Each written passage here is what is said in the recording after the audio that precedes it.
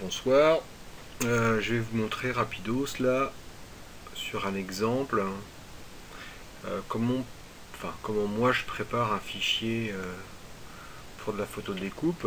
Donc on va partir sur la Browning en calibre 30. On va prendre l'image du bas, donc moi j'ai déjà importé dans Illustrator. Donc la première chose à faire, c'est en fait moi je travaille toujours avec des calques. C'est beaucoup plus simple après pour gérer les objets. Voilà, et je vais bloquer mon calque 2 là, que je vais renommer, ça sera mon calque image. Et ça sera un calque que je vais appeler base, mais après vous l'appelez bien sûr comme vous voulez. Ok, on va redessiner, bah tiens, la partie en bas là. Voilà. On va zoomer un peu moins. Ok, c'est parti. Donc voilà, hop. On va faire le corps. On va essayer de se mettre au mieux. Donc plus vous aurez des images haute def, mieux ça sera. Ok, j'ai ma base, ça marche. Je vais faire un nouveau calque, que je vais appeler détail par exemple, pour faire les petits détails. Alors, on va commencer par cette pièce là. Allez.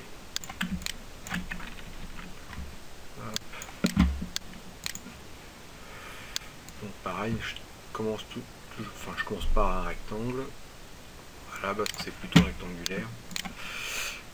Ensuite là, donc la pièce elle va un peu plus bas ici. Par contre là, il faut bien qu'elle soit au même niveau. Donc je prends mes deux objets.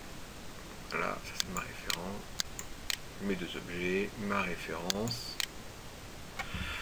Et on va justifier. Voilà, c'est fait. Voilà, ça c'est fait. Et on va faire d'autres détails. Cette pièce là par exemple. Alors hop. Voilà, donc elle fait 1738 de haut. Je vais déplacer, enfin faire une copie de cet objet. Voilà, hop. Agrandir peut-être un petit peu celui-ci. Ch'touk. Voilà. Ça, on va la mettre au mieux ici. Ça ira largement. Donc maintenant ça c'est un triangle et non pas un carré. Donc ma boîte elle fait 20 219. Je vais supprimer un point. Bon, je veux pas. D'accord, juste en majuscule. Hop. Et je vais le déplacer de 22 de moins la moitié de 20 219. Donc Illustrator il prend les formules mathématiques, c'est super pratique. Et en vertical je ne déplace pas. Ok, vous pouvez cliquer sur aperçu pour voir où vous allez et c'est nickel. Ok, ça on va descendre un petit peu. Voilà. Ok, maintenant je vais dessiner cette forme là. Je vais bloquer mon calque base pour pas aller écrire dessus ou prendre la base quand je déplace ma souris pour pas faire de fausses sélections. Voilà, petit point avec cet outil là. Tac. Voilà, on va aligner tout ça au cas où. Voilà, sur l'axe horizontal. Voilà. Ok. Ensuite, maintenant on va faire ça. Donc, hop. Non, je ne vais pas faire comme ça, sinon je peux voir où je suis. Voilà. Ok. Voilà, ça c'est fait. Ok, on va faire celui-là. Ce petit bout là. On fera les arrondis après.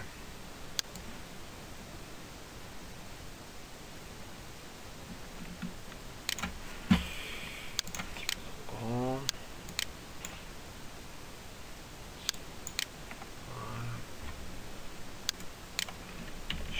Dépasser un petit peu, ça me semble pas mal. Ok, maintenant ce que je vais faire c'est que là j'ai des formes ici. Alors, je vais cacher la base pour mieux voir. Donc j'ai ça et ça faut que ça fasse un seul et même objet. Ah tiens, apparemment, c'est peut-être la photo qui est pas bien droite. Je vais contrôler quand même. Ouais, ça me semble assez droit. Donc, il y a peut-être une petite pièce qui est légèrement traviole. Ok, c'est là, hein, c'est-à-dire que là, c'est ici, puis là, c'est un peu plus haut. Donc, je vais prendre le point et je vais le remonter. Voilà. Ça va pas être trop mal. Alors, c'est peut-être un problème de photo, de dessin, mais bon, on va imaginer que c'est comme ça. Donc ce que je vais faire là, hop, je vais agrandir un peu ça, je vais prendre mes deux objets, mettre le remplissage, non pas le contour, et je vais souder mes objets. Voilà. Ensuite, ce qu'on va faire, on va souder aussi ces objets là, hein. Donc je les mets en mode remplissage, hein, tac, et je soude. Voilà, ok, il n'y a rien d'autre à souder. Ok, je vais me repasser en mode contour. En mettant un contour fin, on verra mieux les détails. On mettra bien, c'est un peu gros peut-être. Ah, oui, si je prends pas l'objet, ça va le faire. Ok, bon, on va s'attaquer là, faire les petits arrondis. Là, là, là, là. Et puis là, on va faire ça au fur et à mesure. Donc on prend cet outil là. Hop, on va commencer par celui-ci. On va le faire dans l'autre angle, sélectionner les deux points, hop, et voilà, c'est nickel. Donc là pareil, là je vais le faire comme ça c'est pas mal. On va tirer un petit peu. Ok, on va prendre cet objet là. Si j'y arrive, voilà, et on va y retourner. Je suis plus loin. Ouais, ça me semble pas mal.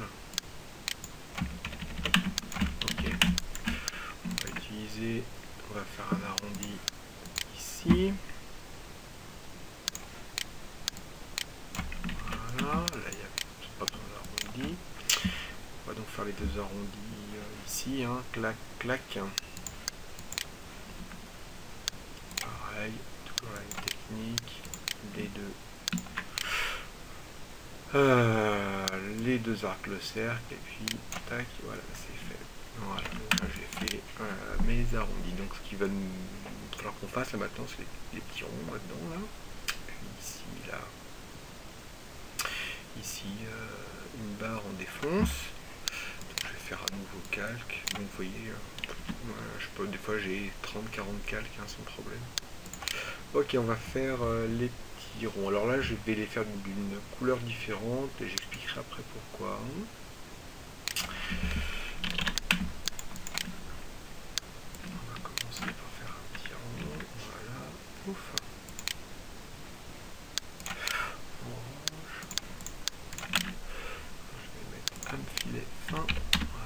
Et en effet, j'ai pas l'air trop mal en termes de dimension. Voilà. Tac, tac, là je les duplique. Hein. Bon, ça vient vite tout ça. Voilà. Ça c'est ça. Ici, là je vais grouper. Et là je vais prendre mon objet de référence et aligner. Donc comme j'ai pris ça en référence, c'est ça qui se déplace. Voilà, ça c'est fait. Ah tiens, je vais en dupliquer un là.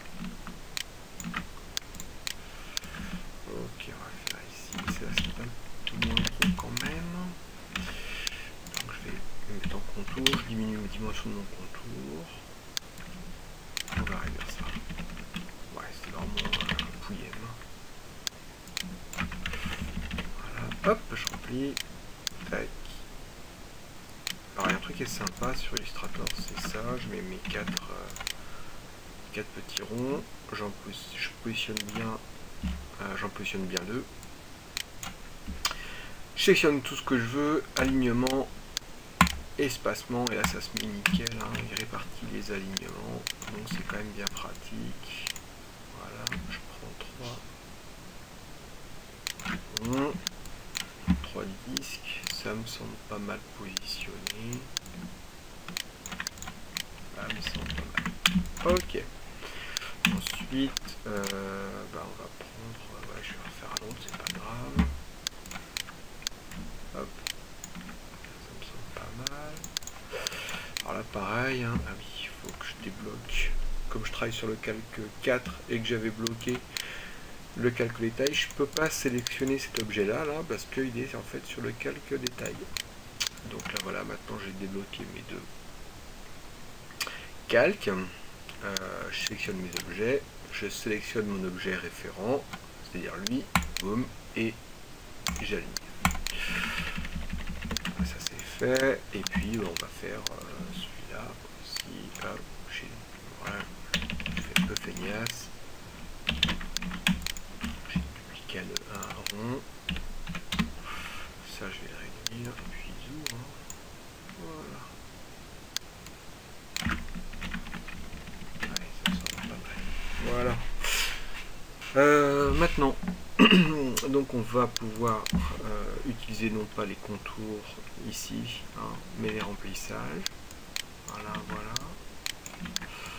Tac, tac. Ah tiens, j'ai oublié de faire un arrondi là-dessus, c'est pas grave. Hop. Hop. C'est un peu petit, allez, vas-y. Toc. Et voilà, c'est fait. Voilà, donc ça c'est fait, ça c'est... Ah non, pareil, j'ai encore oublié la petite barre ici, la défonce. Donc, je prends un rectangle, mon objet il fait combien? Il fait fin 219, voilà. Je vais faire une barre qui fait fin 219 de large. Puis je vais la placer, la réduire sur l'axe vertical. Voilà. Pareil, pour bien la centrer, alors je vais la mettre vraiment à n'importe où, et puis bien vous voyez comment ça marche. Donc mon objet de référence c'est celui-là. Voilà, donc ça va pas bouger, ça va bouger. Et j'aligne. Voilà, tac. Et donc ça, voilà. Ça c'est fait. Donc ouais, maintenant en fait j'ai deux couleurs. Une couleur bleue et une couleur orange comme vous voyez. Alors je vais donc en fait la couleur bleue ça sera protégé des UV par l'encre, ça sera imprimé, vous allez le voir un peu plus tard. En fait je vais redéfinir les couleurs et ça par contre ça va devenir donc ça alors ça par contre ouais, comme c'est en faut pas que ça soit gravé, donc je vais les mettre en bleu. Voilà. Ok, donc par contre ça va être gravé, ça va être gravé, enfin tout ce qui est orange va être gravé. Et puis bien sûr, j'ai le corps ici. Allez, il faut que je débloque le calque.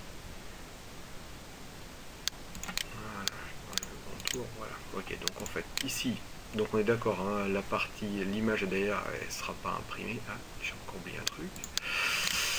Ça. Voilà. Donc, qu'est-ce que j'ai fait comme edit bug, bien sûr. Ça c'est orange.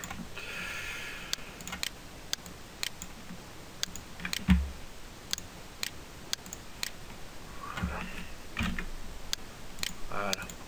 C'est mieux. Donc en fait, mais vous voyez, j'ai caché la base, sinon c'était un peu compliqué de travailler avec la base non cachée parce que ce bloc orange là, bah, il cache tout.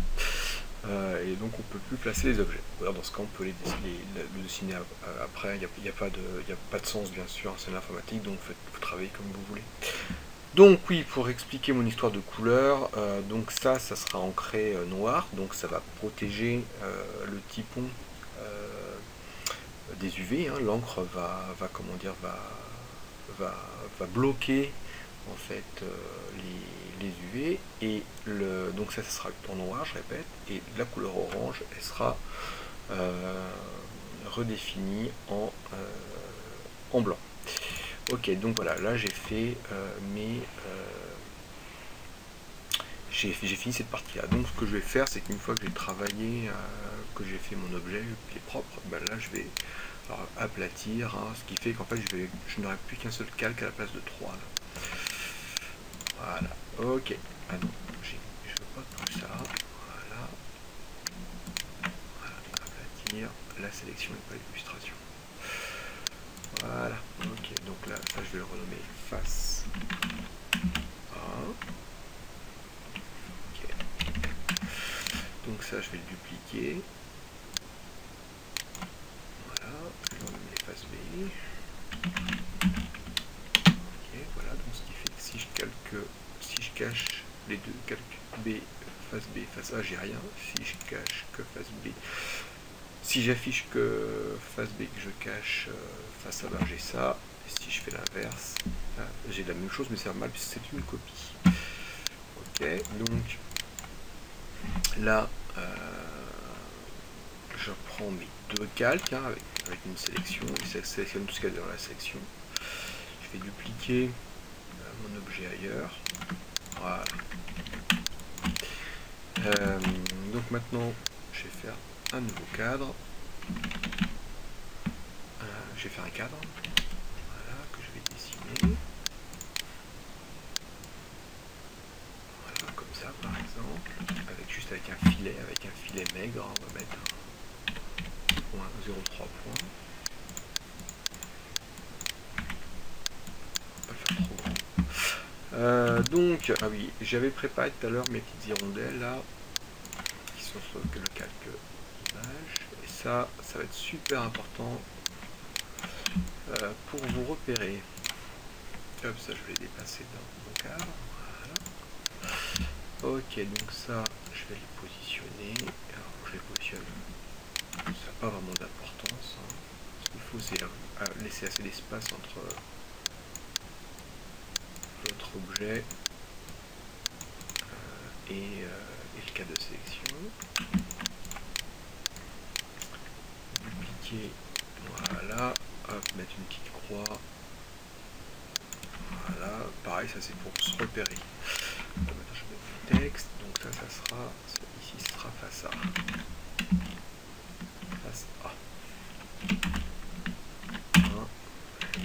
Donc capital, évidemment, ça ne fait pas. M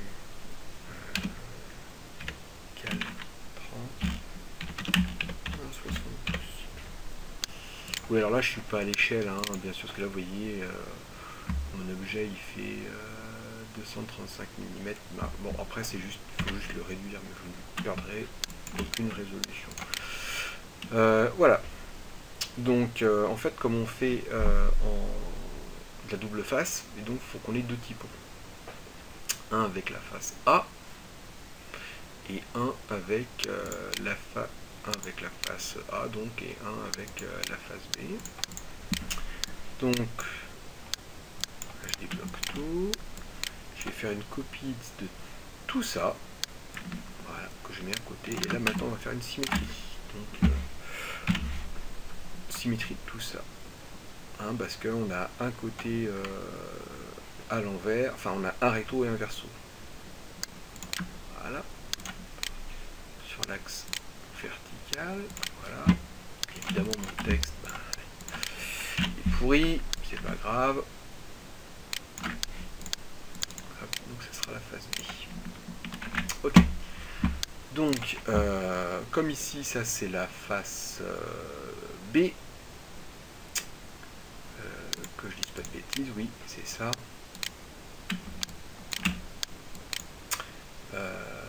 C'est ça, et ben donc là, ce qu'il faut que je fasse, c'est que j'enlève les éléments. Parce que, ouais, alors, en fait, ce qui se passe, donc c'est ça, donc ce qui est bleu là pour l'instant, donc je répète, ça va être protégé, ça va protéger la plaque photosensible des UV. Donc, et là, ici, ça sera gravé. Donc, là, si on laisse ça comme ça va graver ici des deux côtés. Donc, c'est-à-dire qu'au bout d'un moment, ben, ça va... vous n'aurez plus tout de matière. Alors que moi, ce que je veux, c'est avoir une différence d'épaisseur. Hein. Donc, tout simplement, ce qu'on a à faire, c'est juste à remplir ça en bleu. Voilà. Et en fait, il faut qu'on regarde quels sont les éléments qui veulent qu'ils soient troués complètement et ceux où on veut que juste certains éléments soient gravés sur une face. Donc, si je regarde mon illustration, ici c'est gravé complètement, là c'est gravé complètement, et le reste c'est juste gravé sur une face. Donc je raffiche mes éléments. Donc ça, je laisse pour que ça grave, ça aussi. Mais par contre, ici,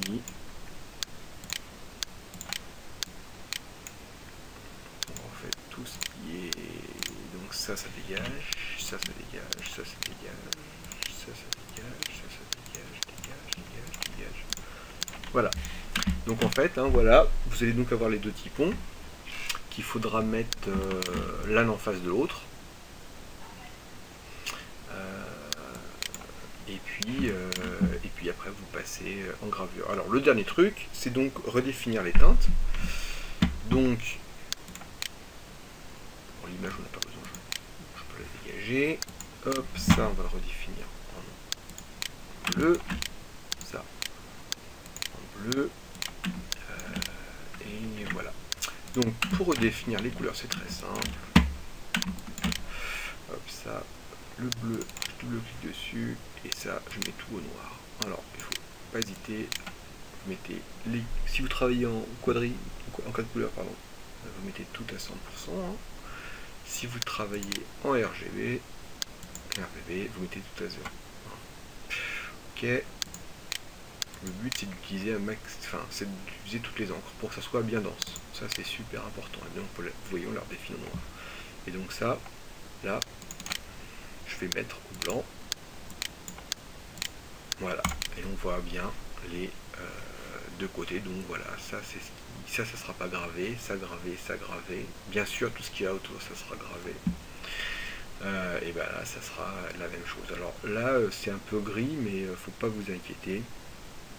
C'est juste sur Illustrator, les pièces, enfin il fait un gris, pour travailler il y a un gris très léger, ce qui est assez agréable plutôt qu'avoir un blanc qui est un petit peu, c'est pour vous distinguer en fait les objets blancs.